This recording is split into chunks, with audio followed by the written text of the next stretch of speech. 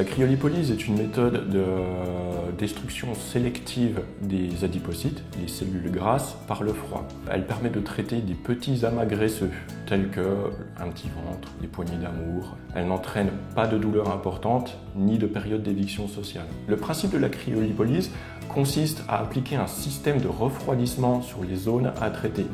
Ce refroidissement va entraîner une cristallisation des acides gras contenus à l'intérieur des adipocytes, des cellules grasses, et va également entraîner une petite inflammation localisée que l'on appelle une paniculite. Ce phénomène se traduira finalement par la destruction d'une partie des adipocytes de la peau. La durée moyenne d'une séance de cryolipolyse varie entre 45 minutes à 60 minutes.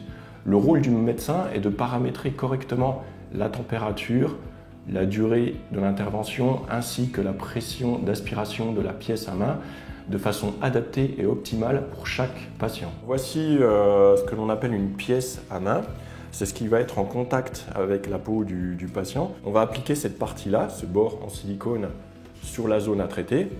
Un système de pompe va venir aspirer la peau. Ce n'est pas la graisse qui est aspirée, c'est la peau qui est aspirée pour venir entrer en contact des plaques ici. Ces plaques vont permettre le refroidissement de la peau et l'effet de la machine. On estime qu'environ 40% du résultat définitif est visible environ un mois après la réalisation de la séance.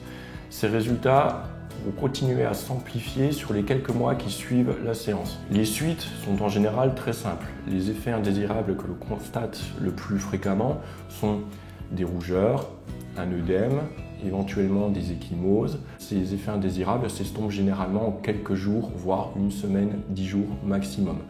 La reprise d'activité normale est immédiate.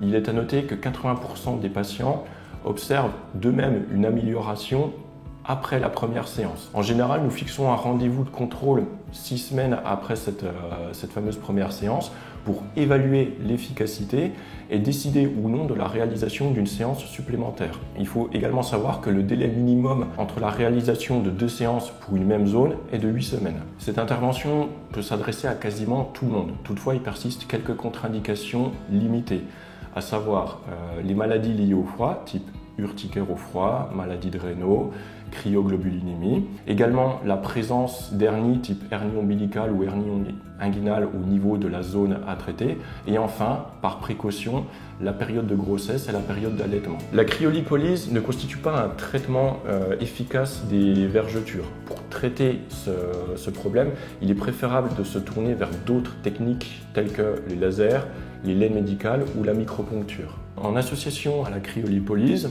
les recommandations sont assez simples. Il suffit d'avoir une bonne hygiène de vie, une alimentation équilibrée, une hydratation par voie orale suffisante, c'est-à-dire 1 litre et demi d'eau par jour, et également une activité physique adaptée et régulière.